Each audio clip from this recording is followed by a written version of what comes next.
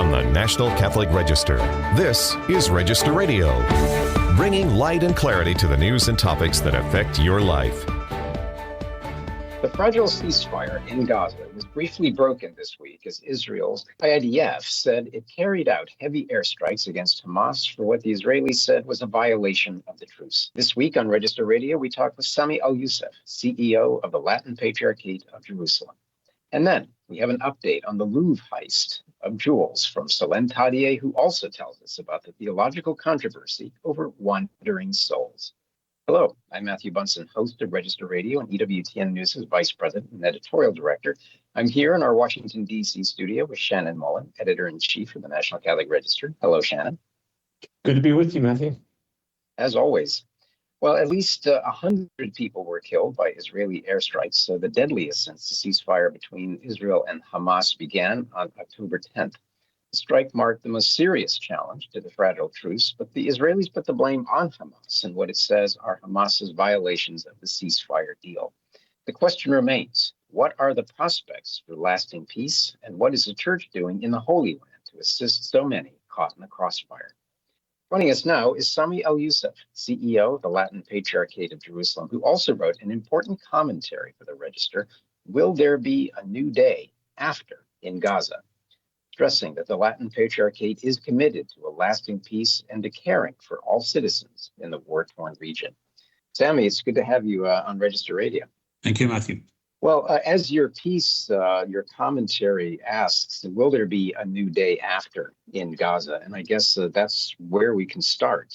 Where are we in terms of, from your viewpoint, and the prospects for peace in the Holy Land? And will this ceasefire hold again? It is truly our hope that the ceasefire will hold.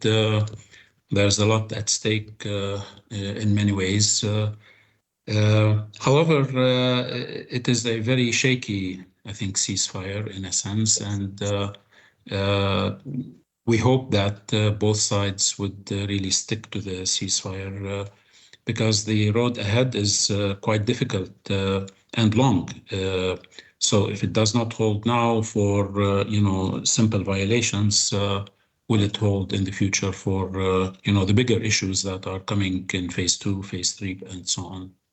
Right. And for those who may not be familiar with when we're talking about phase 2, phase 3, what are at least the expectations when we're discussing the peace terms? I think the second phase will start to concentrate on the issue of the reconstruction, the issue of stabilizing Gaza, the issue of the full withdrawal of the Israeli army from Gaza, and putting in a mechanism for the governance of Gaza, and then moving onwards, looking at the longer-term prospects to stabilize the situation in Gaza, and then onwards to the West Bank, and hopefully reach some sort of a final peace arrangement between all parties. Yeah. Sami, your piece for the Register was published a week ago, shortly after the ceasefire really took effect.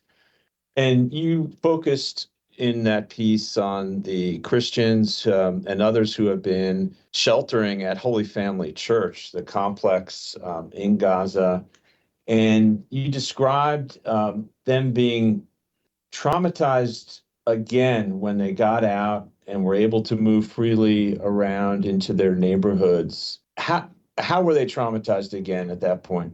I think during the war, of course, there was the destruction all around, but they could not in many ways venture out. They were sheltering in a relatively protected space, being the church, and it was very dangerous to get out of the church compound. And it wasn't until after the ceasefire that they were able to get out and go and try to find their homes. In some instances, they found their homes. In many instances, they could not even recognize the neighborhood where their homes were located, not even the streets, not even landmarks that were familiar to them before the war that were standing.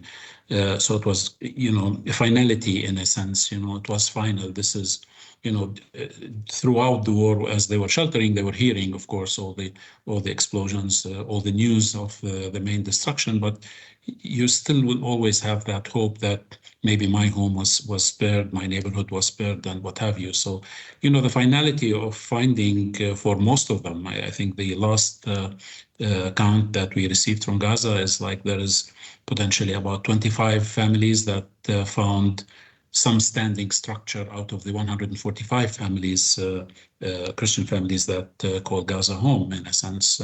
And even those, had sustained, moderate to major damage. So that's the trauma, in a sense. All of a sudden you see that there is nothing left. It's not only that, so the hope is gone of your belongings, at least, being there for you. Yeah, Sami, the scale of destruction, I'm sure, is simply inconceivable, is unimaginable for those who have lived this. From the standpoint of the Latin Patriarchate of Jerusalem, which has as its task the pastoral, spiritual, and material care of so many, what have the last 2 years been like for the Patriarchate trying to deal with disaster on this scale? Incredibly difficult, I must admit, because it is the most difficult, the longest, in a sense, two continuous years. And it wasn't only the war in Gaza; it's also the issues that surfaced on the West Bank as well. So again, the West Bank is dealing with an extremely difficult set of conditions of settler violence. Lack of free transportation around, continued settlement activity, confiscation of land, and the construction of barriers all around the West Bank, in a sense, deeming most of these towns and villages, in a sense, enclosed on themselves. So, I went to Zababde, for example, on Sunday, and again, seeing it firsthand, the major expansion in settlement and the number of checkpoints and roadblocks you have to cross. Sometimes you have to wait for 2 hours to cross, and so on and so forth. Let alone the economic ramifications of, the high unemployment as a result of the war. So we're not only dealing with Gaza and, that, dire humanitarian situation, but we're also dealing with a very, very difficult situation that is evolving on the West Bank. And, the support, ranges anywhere from, strengthening the pastoral offerings as a church. You need to, concentrate on the faith formation, to strengthen people inside so that they will continue to have that hope, really, to be able to face it all around them. And certainly, a major expansion in our humanitarian offerings. Anything you can think of, we've done it over the past 2 years, including job creation possibilities on the West Bank, including, cash distributions, food coupon distributions, support in, tuition payment in schools and universities, medical support, and so on and so forth. So the load really on our staff has increased dramatically, but we're quite happy to be able to do as much as we've done. Sami, on that, in that regard, are you concerned that the international community will look at this ceasefire and basically think that the crisis is over for the people in Gaza? I certainly hope not, but it appears that in some circles, yes, a ceasefire is on, so you turn your attention somewhere else. Although, in reality, if you look at the reconstruction for Gaza, you're talking about the potential of this taking decades to complete and, rebuild the infrastructure and, all that is lost. So indeed, I think, just like, the false conception really that it all started on October 7th, again, maybe we may be in for a false conception really today that there is a ceasefire and it's over. It is not over. It has not been over for decades and through many crises over the past decades, intifadas and wars and so on and so forth. And unless really the international community concentrates on dealing with the core issues and solving the Palestine-Israel issue and for people to get to the point where there is peace and justice and, equality and life in dignity for everyone, then I'm afraid, this may be another, could potentially be another lost opportunity, and things will quiet down temporarily, and then you'll have another flare up in a year or two or 10 or whatever it is. And it's not just roads and buildings that have to be reconstructed, Sami. In your commentary, you emphasize that the Christian values of coexistence, forgiveness, reconciliation, that these are all part of rebuilding. How do you realistically see those values being embodied in a hopefully post-war Gaza?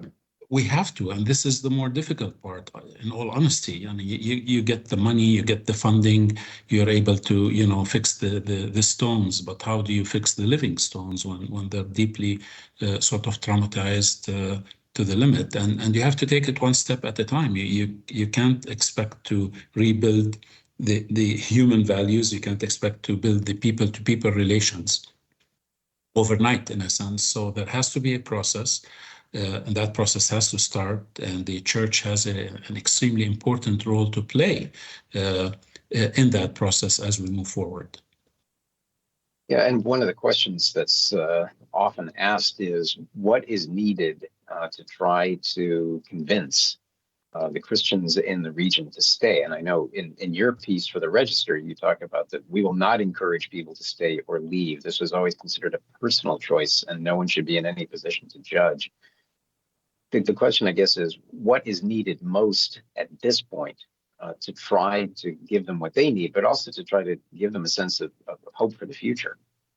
Sure. I think the Latin Patriarchate historically, in Gaza at least, have done job creation projects. We've been involved. I mean, not leading into the war, we have the largest job creation project of all, targeting our Christian youth in Gaza. We had over 64 people employed before the war. So jobs, education, and housing. I mean, these are the three main areas. People look at education as sacred in our community.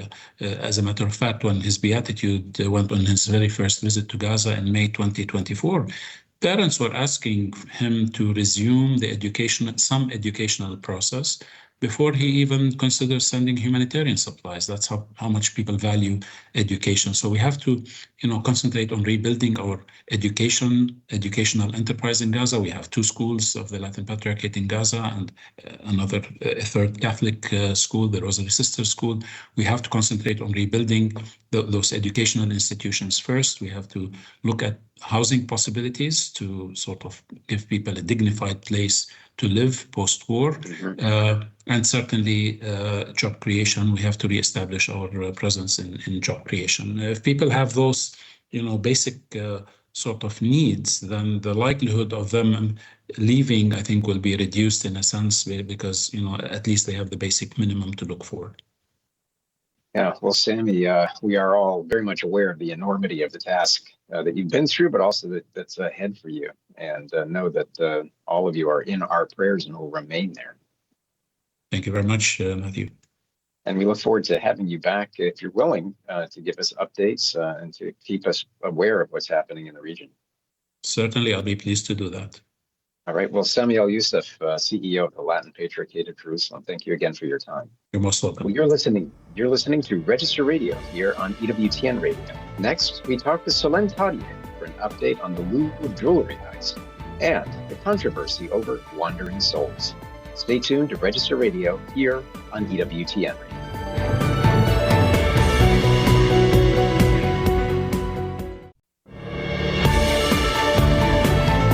Let's return to Register Radio on EWTN. And welcome back. I'm Matthew Bunson here with Shannon Mullen, Editor-in-Chief of the National Catholic Register. We are tracking one of the stories that has really riveted news watchers for the last week or so, the stunning jewelry heist at the Louvre Museum in Paris. Late this week, French authorities announced further arrests, and Register Europe correspondent Solène Tadié has been covering this story for EWTN News and has the latest. Solène, thank you first for coming back and giving us an update on this. I know this has been a fascinating story, even from a Catholic standpoint.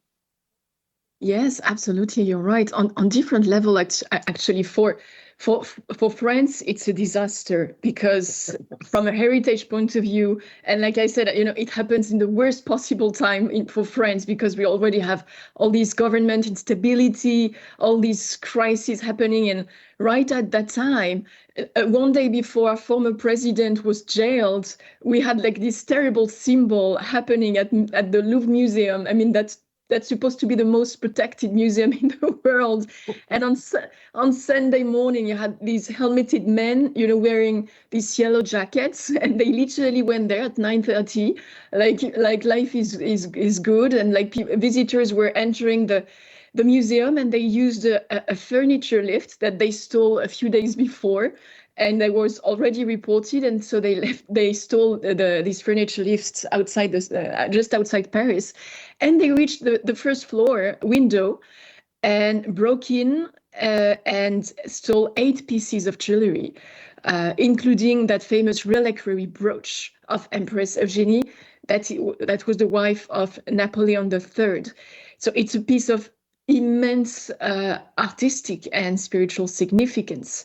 What is, maybe we can also explain why, because the term reliquary engraved on the pin is intriguing in itself, and it has always intrigued historian because it does not visibly contain relics, but it may have hidden a compartment on the back of the brooch, likely meant to host one. And so that's the conclusion that the Louvre experts had and published. And it's a reflection of course, that the Empress really authentic devotion. She was deeply Catholic. It's not a very well-known fact nowadays because she's known for being a fashion icon, for having inspired architecture, fashion, all the lifestyle of France that then spread around the world. But she was also, in her own time, she was called Ministry of Charity. And because she would fund so many hospitals and parishes and charity initiatives. So she was very much beloved by the people for that reason. She had very strong devotion to the grotto of Lourdes, and that was exactly when the apparition appeared. She intervened to keep the grotto open because at the time there were so many people going to the grotto that the authorities feared that it could cause some insecurity. So they wanted to close the grotto, where she intervened so that it would not happen and that people could still benefit from all the miracles from the grotto. So that made her popular in her time, and people don't really know that today. So that brooch really symbolizes all that. What's the latest from French authorities? Do we have suspects in hand, and is there any chance of the jewels actually being recovered? Yes, absolutely. So we have the latest news today from the authorities of France. So 5 new people have just been arrested, including one that is suspected to be one of the actual robbers. 2 earlier suspects were charged with organized theft. They are like aged 34, 39, and they are already in pre-trial detention. They are quite confident that they're going to find the whole team, because they found some DNA traces that helped identify one of the presumed robbers. And so there are not yet any track of the actual jewels, but if they're able to find the whole team of robbers, then we can have a hope to track down these jewels, especially since they're not going to be so easy to sell. If the jewels are not yet dismantled, then there is at least a little hope to find them. And it would be something very important, because this piece of jewel literally symbolizes 3 centuries of the history of France, between Louis XIV, Marie Antoinette, and Napoleon III. I mean, that's an absolutely crucial piece of our history. It's a fascinating story, Solène. We're all riveted by it, as we are with another piece that you have up on ncregister.com right now, titled "Wandering Souls or Demonic Masquerade: Why This Debate is Still Stirring Exorcists and Theologians." This discusses age-old questions about life, death, and the mystery that unites both. Solène, this is one of the pieces that are going to be featured in the Register's upcoming death issue, which is a great collection of stories looking at death and dying, but really the understanding, the Catholic understanding about death and the end of life and the life beyond. What is your story focusing on specifically? Yes, like you say, Shannon, it's a very sensitive topic, and it's causing a lot of very emotional reactions from both sides. And I think our role as Catholic journalists is not to pick sides, but really trying to stay focused on the Catholic doctrine, but also understand what is at stake and understand the tension here. Like, people genuinely wanted to understand the mysteries around death and what happens next, and also the Church very legitimate attempt to maintain, not to take risks, because her primary mission is of course the salvation of souls. But what is very important is that some key exorcists are really making this theory, including fathers Javier Luzon Peña and José Antonio Fortea, who are literally the most famous exorcists in Spain. And so basically they claim to have encountered on their field experience souls that they think might not be demonic deceptions, but real souls in purgatory that were probably already saved. So they are not questioning the doctrine of immediate judgment after death, but they say that's probably souls that are already saved, but that are in between two worlds. And they're asking for prayers. And what makes them think that they've found some real humility in them, and like a desire to request prayers. So it's something very interesting. So the International Association of Exorcists absolutely rejected this idea, because they think it could confuse believers and encourage spiritual risk, because if they think, oh, they could also contact some dead people, if they see any strange phenomenon, they can confuse that and try to get in touch with these entities, and that can be extremely dangerous. But the Spanish exorcists insist that you can call heresy something that is only a hypothesis. And so I try to understand that as a Catholic journalist. And I asked this other Belgian theologian, Arnaud Dumouche, who explains that this theory can be completely coherent with the Catholic doctrine as long as we understand the difference between two understanding of death. That is the clinical instantaneous event, like when the heart stops, and death as a process, a passage, also as mentioned by Pope Benedict very briefly in Spe Salvi. And like people who are already admitted to salvation, that are already saved, but when they die, they have this long process, and they can maybe under God's permission appear close to the world to ask for intercessory prayers. So it's a tricky topic, and I thought it would be important to address it, because a lot of Catholics, especially among the young, a lot of people are not properly catechized, and they are going to seek answers elsewhere. And I think it's very important nowadays that the Church really answers these questions, exorcists and theologians, without being too emotional. I think we, like believers today, really need and deserve this. Yeah, well, Solène, you have a whole section of your report on a pastoral risk, and you talk about the danger that might be there of that many people who believe to have received manifestations of deceased relatives are in fact victims of demonic deception. And I know you talked to one exorcist in France who weighed in on this as well. Can you, as we're drawing to a close for today's episode, but can you sort of summarize what he said and leave us with a really important point about the Church's teachings on Christian hope? Yes, you're really right. It's a very important clarification. I was happy to interview Father Cario from France, from the Basilica that hosts actually the Holy Tunic.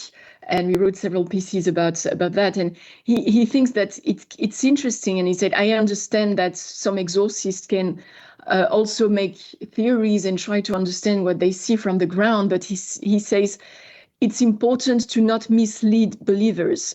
And he thinks that somehow although it does not contradict the Catholic doctrine, it can maybe induce confusion among the faithful. Like maybe they might have a second chance at the moment when they die, like maybe not really choosing God for their whole life and saying, oh, anyway, when my heart stops, I can also still decide that I want to choose God, but I didn't do so my whole life.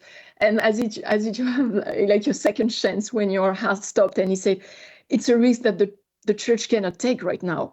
The fact that's implying that, yes, you can somehow not really choose, and like, because the church's primary goal is to claim the urgency of conversion, the call to holiness in this life, not after our heart stops. Right. So I think it's a very important and the point you made too is, as you write, the church firmly teaches that Christian hope rests not on speculation but on communion. So yes. A very important point. So, well, Solène, a fascinating report, and I look forward to having you on again. Thank you so much. My pleasure as usual. Well, that's it for Register Radio this week. Remember, for more news, analysis, and commentary, check out the National Catholic Register online at ncregister.com. Thanks so much for joining us. Until next week, on behalf of our producer, Michael McCall, and Shannon Mullen, I'm Matthew Bunson. Please take care, and God bless.